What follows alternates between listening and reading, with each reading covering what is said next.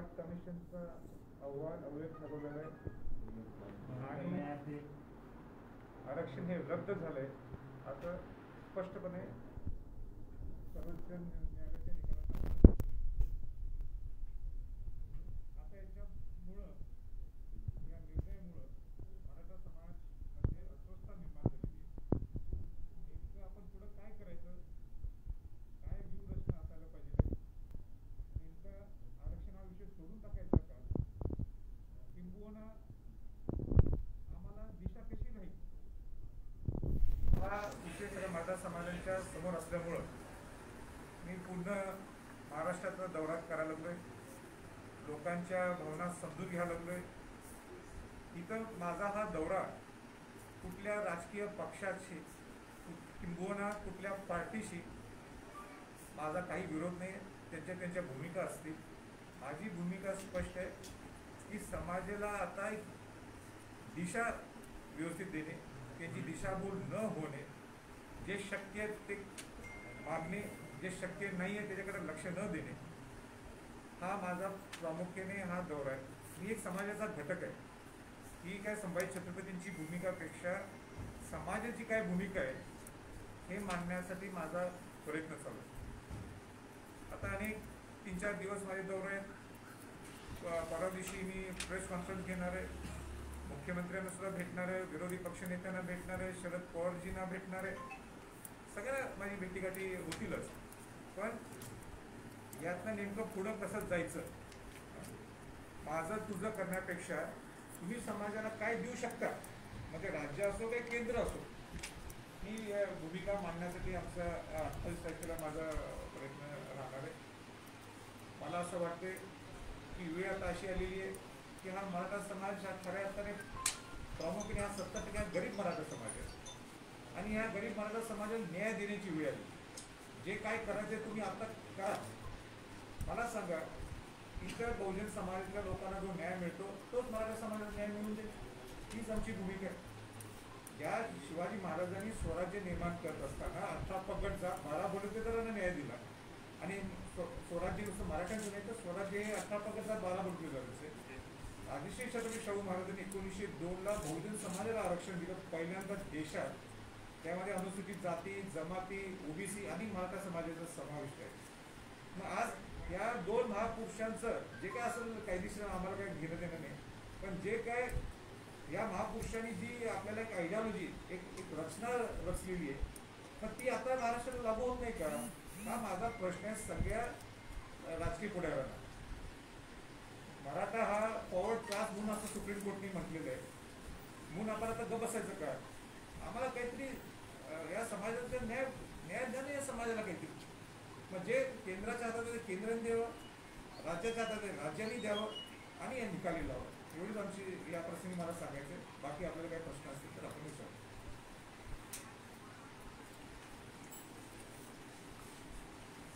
तुम्ही 3 दिवस झाले राज्याच्या वेगवेगळ्या भागामध्ये चालून आला, ते कुणाच्या आता तुम्ही भेटी घेतल्या, तिथल्या भेटीनंतर तुमच्या काय लक्षात आलेलं आहे? तर तुम्ही 27 तारखेला तर बोलणारच आहात, तत्पूर्वी काही महाराष्ट्राला सांगू शकता? मी कुठल्या नेत्यांना टाळलंय भेटायचं आणि लोक नेते भेटलेत मला, असं नाही भेटले नाही, पण प्रामुख्याने समाजाची अस्वस्थता काय ही समजून घेण्यासाठी माझा प्रयत्न आहे. मी अनेक कायदे तज्ज्ञांना भेटलो, जे मुंबईतले कायदे ते नेहमीच भेटतात, पण जे आपल्या भागातले त्यांच्याशी बोललो, जे समाजावर अभ्यास करणारे त्यांच्यावर बोललो. आता कालच एक मला विषय समजला, जे खेडेकर साहेब नेहमी म्हणतात की ओबीसीमध्ये आपण जावं, पण ओबीसीमध्ये जाता येत नाही. हे क्लिअर कर 2018च्या NCBCच्या कमिशन जे उभा केलेलं त्यातनं ते क्लिअर होते की त्याचे पुढचे नोटिफिकेशन सगळे वेगळे, पण आज तुम्हाला जाता येत नाही. म्हणजे हा सुद्धा विषय प्रश्नचिन्ह होतो. म्हणजे असे नवीन वेगवेगळ्या गोष्टी मला त्यातनं पाहायला मिळाल्या, लोकांची चर्चा करायला मला मिळालेलं आहे. आणि एकंदरीत 28 तारखेला 27 नाही, आता मी 1 दिवस पुढे ढकललं आहे, कारण लोक एवढेच भेटायला लागलेत आणि लोकांची इच्छा आहे, म्हणून मी 27 ते 28 केलेलं आहे. जी ही सगळ्या आपल्या समाजातील लोकांनी जी भूमिका मांडली ते त्या दिवशी मी मांडण्याचा प्रयत्न अनेक लोक करतो. आंदोलनाची हाक देत आहे. आता रस्त्यावर उतरण्याची वेळ आली आहे. केंद्राचा राज्य सरकारचा निषेध करण्यासाठी पुन्हा रस्त्यावर उतरावं लागेल असं म्हणताय. तुमचं काय मत आहे? खरंच गरज आहे याची? माझं स्पष्ट मत आहे की रस्त्यावर आंदोलन करण्याची कारण काय असतं की आपल्याला सरकार दरबारी हा विषय पोचवायचा असेल तर 58 मोर्चे आपण काढले, मग आपण हा विषय सरकारकडे पोचवला नाही का? सरकारला पोचवलं. सरकारला सगळ्या गोष्टी माहिती आहेत. ते काही कुठलंही सरकार असेल ते काही खोडं सरकार नाही ना, म्हणूनच ते सरकार झालेलं आहे. म्हणून परत एकदा लोकांना वेटीस धरणं मी ह्या मताचं नाही. मी शिवशाहूंचा वंशज आहे. सामान्य माणसांची काळजी करणं ते माझं कर्तव्य आहे. कोविडचा काळ आहे, लोक मरावेत का? पहिला जीव व्यवस्थित असला तर मग आपण कुठलाही लढा देऊ शकतो, आरक्षणाचा असतो किंवा कसलाही लढा देऊ शकतो. म्हणून आंदोलन करावं काही न करावं हा नंतरचा प्रश्न आहे. वेळ प्रसंगी करावंच लागणार. जर सरकार कुठलीच गोष्ट दखल घेत नसेल तर रस्त्यावर उतरावं लागेल. पण या मिनिटाला हा विषय न्यायप्रविष्ट असल्यामुळे आणि सरकारच्या हातात अनेक गोष्टी आहेत जे न्यायप्रविष्ट नाही कारण जे सरकार करू शकते. म्हणून प्रथमतः जबाबदारी सामान्य माणसाला वेटीस धरण्यापेक्षा प्रथम जबाबदारी ही राज्यकर्त्यांची आहे. मग ते खासदारांची आहे, माझ्या सकट आमदारांची आहे. ही जबाबदारी तिथं जे मंत्री बसलेत त्यांची आहे, मुख्यमंत्र्यांची आहे, विरोधी पक्षनेत्यांची सुद्धा आहे. म्हणून समाजाला वेटीस धरू नका. समाजासाठी तुम्ही काय करू शकता. इतर बाकीच्या बहुजन समाजाच्या लोकांना कसा तुम्ही न्याय देताय? मग गरीब मराठा समाज मी म्हणतो त्या श्रीमंत वर्ग जो माझ्या सकट आहे आम्हाला देऊ नका. 1% सुद्धा आम्हाला मदत नको आणि द्यायची नाही. श्रीमंत वर्ग त्याच्या 30% गरीब मराठा समाज आहे. त्याच्यासाठी काय करू शकतात? आपण अपवादात्मक परिस्थिती निर्माण करू शकलो नाही ना, पण अपवादात्मक मदत कशी करणार हे आम्हाला सांगा. राजे 2016 मध्ये ज्यावेळेस मराठा समाजाच्या आंदोलनाला सुरुवात झाली होती ते सगळं आंदोलन राजकारण विरहित होतं. राजकीय पक्षाचे नेते जरी आले तर त्यांना सांगितलं जायचं की तुमचे राजकीय पायतानं बाहेर ठेवा आणि मग आंदोलनामध्ये. आता तुमच्या भूमिकेशी समान भूमिका आता भाजपने मांडली आणि चंद्रकांतदादा पाटील असं म्हणाले की आम्ही या आंदोलनामध्ये उतरणार आहोत. आता याला राजकीय वळण लागते असं वाटत नाही तर त्यांना तुम्ही काय सुचवाल? मी काय कोणाला सुचवण्यासाठी मी काही एवढा मोठा नाही आहे. मी एक समाजाची बाजू नेहमी मांडतो. मी समाजाचा घटक आहे. ते काय मानतात तो त्यांचा प्रश्न आहे. त्याची भूमिका त्यांना तुम्ही विचारा. माझी भूमिका काय आहे की समाजाची बाजू प्रामाणिकपणाने सरकार दरबारी मांडायची. पण ही प्रामाणिकपणे हे आज नाही आहे की 2007 पासून हे सगळे लोक आता बोलत असतील की हे आपण करू ते करू. पण माझी बाजू ही 2007 पासून आहे. कोणी चॅलेंज करू शकत नाही मला या विषयात. नाही राजे म्हणून जे काय जे ते मांडतात तो माझा दृष्टिकोन ना तो त्याचा दृष्टिकोन प्रश्न त्यांना विचारावा. नाही तुम्ही ज्या प्रामाणिकपणे तुम्ही जे राज्यातलं सरकार म्हणते की आरक्षणाचा अधिकार आहे केंद्राकडे आहे. केंद्रातले सत्तेचे नेते म्हणतात की आरक्षणाचा मुद्दा हा राज्याकडे आहे. तुम्हाला काय वाटतं आरक्षणाचं कोणाची महत्वाची भूमिका आहे? तेच ते 27-28% मी त्याच्यावर बोलणार आहे की कोणीही काय जबाबदारी घ्यायची. आज तो विषय बोलण्यात पॉईंट आरक्षणाची एवढंच मागणं आहे की आत्ताच्या आंदोलनाला पूर्वीसारखं स्वरूप असावं किंवा तुम्ही असं का सांगाल की याला राजकारण याला लावू नका किंवा राजकारणाची याला कनेक्ट करू नका असं तुमचं म्हणणं आहे का? तसं आव्हान महाराष्ट्रातील नेत्यांना करता येईल? माझं स्पष्ट मत आहे की समाजाला राजकीय अंग देऊ नका. समाज हा समाज आहे. आपल्या समाजाच्या भावना असतील ज्या समाजाच्या भावना असतील तुम्ही वेगळ्या व्यवस्थित मांडा. सगळ्यांना अधिकार आहे, सगळ्या पुढाऱ्यांना अधिकार आहे. पण वेळ आता अशी आलेली आहे की राज्यकर्त्यांनी भूमिका मांडणं गरजेचं आहे. राज्यकर्त्यांनी ठरवणं गरजेचं आहे. मग प्रत्येक विरोधी पक्ष तुम्ही मराठा समाजासाठी काय करणार त्याच्यावर बोला. कोण काय चुकले मला माहिती आहेत ना. अशोकरावजी जेव्हा चुकले असतील मी सूचना दिल्या त्यांना. उदाहरण की अनेक्शन्स ट्रान्सलेट करायचे होते. मी त्यांना सांगितलं की तुमच्या या वर्ल्डिंगच्या अगोदर ते सर्व द्या. दिलं नाही त्यांनी. अनेक्शन्स ट्रान्सलेट झालीच नाही. तशा सूचना पूर्वी जी समिती होती त्या पूर्वीच्या सरकारला त्यावेळी मी सूचना दिलेल्या. म्हणून आता मी काय कोणाची चुका काढायसाठी मी आलो नाही. माझा विषय एवढाच आहे. आता आयरनी अशी निर्माण झालेली आहे किंवा परिस्थिती अशी निर्माण झाली तुम्ही समाजासाठी काय करताय करू शकताय ते सरकारने आणि विरोधी पक्षातल्या नेत्यांनी राजकारण सोडून आपले राजकीय भूमिका सोडून तुम्ही सांगा हो आम्ही मराठा समाजाला ह्या गोष्टी करू शकतो, एवढंच आमचं म्हणणं आहे. तुम्हाला अशा अपेक्षा आहे की भाजपने पण समोर येऊन म्हणजे त्यांचे प्रदेशाध्यक्ष असतील किंवा इतर कुठले नेते असतील त्यांनी समोर येऊन सांगितलं पाहिजे का की आम्ही मराठा समाजाला केंद्राच्या माध्यमातून किंवा राज्याकडून आरक्षण देण्यासाठी हे करू. आता काय आहे, मी संभाजी छत्रपती आहे. मी जर चंद्रकांत दादा असलो असतो तर मी ते उत्तर दिलं असतं. नाही, तुमची अपेक्षा आहे म्हणतोय मी. नाही, मी संभाजी छत्रपती आहे ना, मलाच विचारा काय करायचं ते मी भाष्य करतो. बरं राजे, एक गोष्ट त्यांच्या मनात काय चाललंय आणि त्यांच्या हृदयात काय, मी काय ज्योतिषी नाही ना. आणि शिवाजी महाराज आणि शाहू महाराजांनी केव्हा ज्योतिषी मांडले नाही तर आम्ही कसे ज्योतिषी मांडले? राजे, याच्यामध्ये असं आहे की आता सुप्रीम कोर्टाने नाकारलेलं आहे. मग आता दुसरी बाजू काय दिसते तुम्हाला, कारण ओबीसी मध्ये तुम्ही स्पष्ट सांगितले की ओबीसीतून भेटू शकत नाही. मग पर्याय काय, पुन्हा लढा उभा करणार, न्यायालयीन असेल किंवा दुसरा काय करू शकता? 28 तारीख. पण आहे पर्याय आहे तुमच्या समोर, बघूया ना. तेव्हा आरक्षण कसं भेटू शकते हे समाधान अभ्यास समोर. करायला लागेल. ईडब्ल्यूएस आरक्षण जे त्यासाठी मराठा जवळ आहे. ईडब्ल्यूएस आरक्षण जे मराठा समाजाचा समावेश करण्यात आला होता, हो.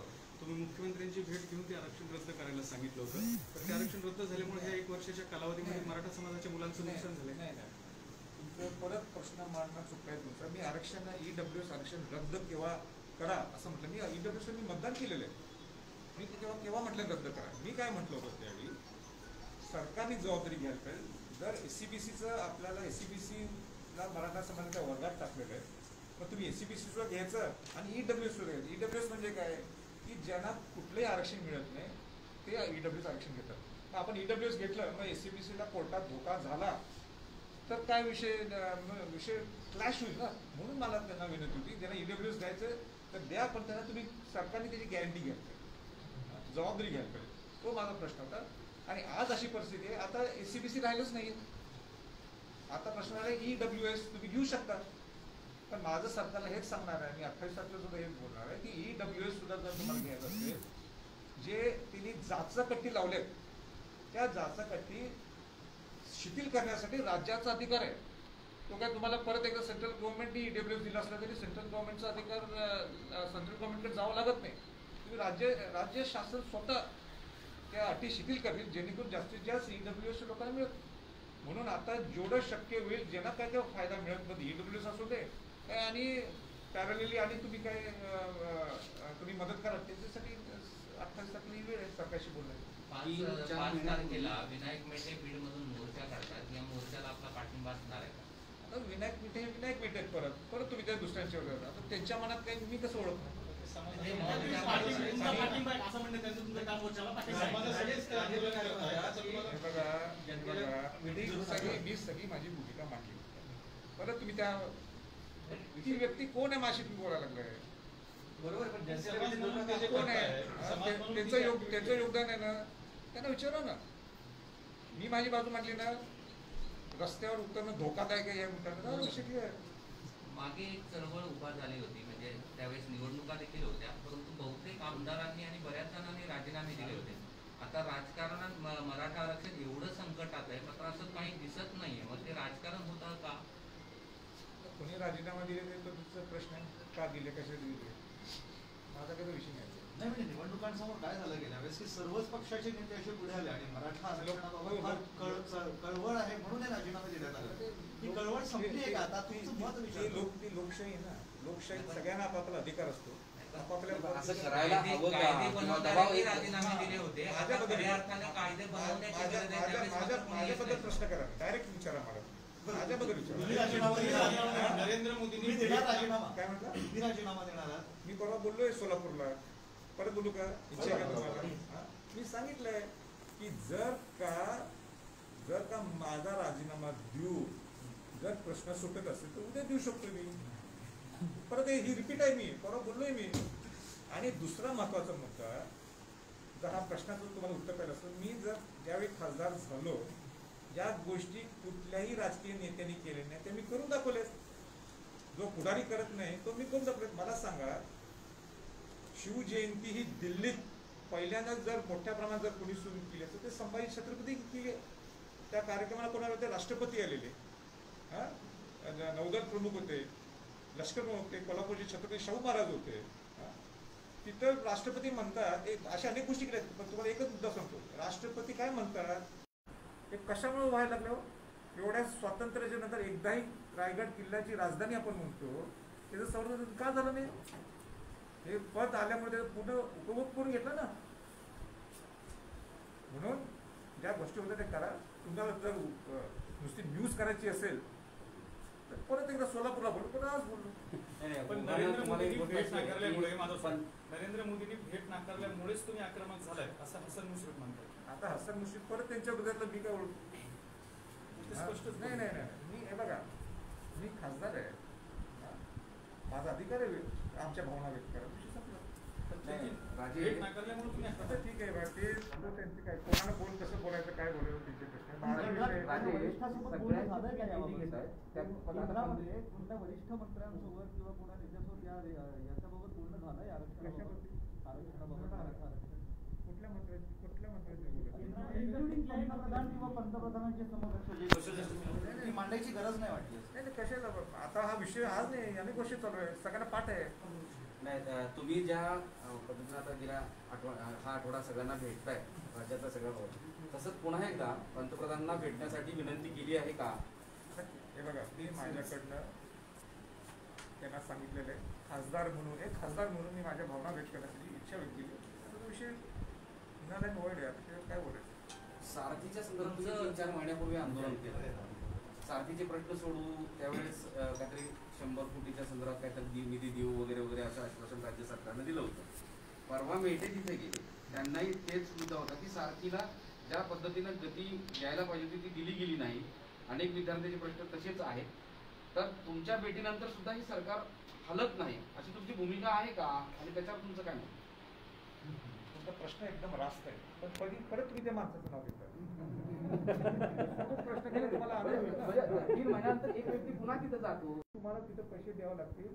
आणि सारथी ही संस्था खऱ्या अर्थाने ह्याच्या पुढं मराठा समाजाला जर एक खरा अँगल द्यायचा असेल, एक बहुजन समाजाला खरा अँगल द्यायचा असेल, तर सारथी जिवंत राहायला पाहिजे, सारथीची स्वायत्ता ही जिवंत राहायला पाहिजे. आज सुद्धा त्याची स्वायत्ता म्हणून जे अधिकारी वर्ग बसलेले ते हुशार आहेत. माझी स्वायत्त म्हणजे समाजाचे सुद्धा लोक त्यात पाहिजे ना, एक सुद्धा नाही. आता तुम्ही परत प्रश्न काय करणार, समाजाने तुम्हाला अध्यक्ष केलं तर काय होईल? तुम्ही काय बोलालच म्हणून ते अगोदर सांगतो, माझा इंटरेस्ट नाहीये. थांबा, माझा इंटरेस्ट नाहीये. माझं एवढंच म्हणणं आहे की समाजाचा घटक तिथं जायला पाहिजे कोणतरी. हे क्लिअर करतो तुमचा प्रश्न याच्यावर. नाही, कोण जायला हवं असं तुम्हाला वाटतं? कुणाचं नाव तुम्ही सुचवाल का? राज्यात बरेच जण प्रामाणिकपणे मराठा समाजाचं काम करतात. तुम्ही नाव पाठवा नाही कुठलं. सर, हे आरक्षणाला समर्थन मिळावं म्हणून तुम्ही मराठा समाजाव्यतिरिक्त इतर समाजातले जे कोणी नेते आहेत त्यांची काही भेट घेणार आहात का? एकदा मुद्दा तुमचा रास्त आहे. माझा प्रकाश आंबेडकरांशी चर्चा झालेली आहे, हरिभाऊ राठोडची चर्चा झालेली आहे. मला या टाईममध्ये प्रकाश आंबेडकरांची भेटा मला जमना, पण माझी 28 तारखेची प्रेस झाल्यानंतर मी प्रकाश आंबेडकरांची सुद्धा भेट घेणार आहे. त्यांनी सुद्धा एक क्लिअर चांगला एक मुद्दा त्यांचा मला आवडला की 30% श्रीमंतांना काय गरज आरक्षणाची, पण 70% मराठा समाजाची. म्हणजे थोडक्यात जी भूमिका शाहू महाराजांची आहे, जी भूमिका बाबासाहेब आंबेडकरांची आहे, ते बाबासाहेब आंबेडकरांचे नातूच आहेत, म्हणून ती जी भूमिका म्हटली म्हणून मी त्यांना निश्चित भेटणार आहे. पण 28 तारखे मला वेळेत हे बसत नाही, पण 28च्या नंतर मी त्यांना काय बोलणार त्यांच्याकडे काय त्यांचे आमचे पॉईंट बऱ्यापैकी कॉमन्स आहे की थोडक्यात ते डॉक्टर बाबासाहेब आंबेडकर शाहू महाराजांची भूमिका शिवाय माझी भूमिका आपण जर एकमत असतो तर विषय सांगतो. दुसरा प्रश्न, 2014 पासून काही तरुणांच्या नोकऱ्या संदर्भातल्या नियुक्त्या रखडलेल्या आहेत. त्या संदर्भात अशोकराव चव्हाणांना सुद्धा त्या तरुणांनी भेटलेले आहेत. आता त्याच्यात टाळाटाळ होते. आता 21 पर्यंत सुद्धा ही नियुक्ती मिळत नाही किंवा सगळं रखडलेलं आहे. मला आश्चर्य वाटायला लागलं की सर्वोच्च न्यायालयाने स्पष्टपणे सांगितलंय की सप्टेंबर 9, 2020च्या अगोदर ज्या काही नियुक्त्या दिलेल्या आहेत त्या तुम्ही त्यांना भरून टाका, त्या नियुक्त्या देऊन टाका. मग का थांबायचं? त्याची जस्टिस भोसले अहवाल दिले त्या कशाला वाट बघायची? ते 2185 आहे, पण माझं तर उलटं म्हणणं आहे 2185 अधिक 2014 पासून ज्या रखडलेल्या आहेत त्यांना रुजू करा तुम्ही, त्यांना देऊन टाका नियुक्त्या. ते तुमच्या हाताचा विषय आहे, राज्य सरकारच्या हातातला करायला पाहिजे ते. आणि मी हा विषय 28ला त्याच्यापेक्षा जास्त स्ट्रॉंगली म्हणणार. सगळं नियोजन 27चं नियोजन होतं सगळं. आता तुम्ही विरोधी पक्षाच्या नेत्यांना मुंबईत मुख्यमंत्र्यांना केव्हा भेटणार आहात आणि 28 तारखेचं नियोजन कसं आहे? मी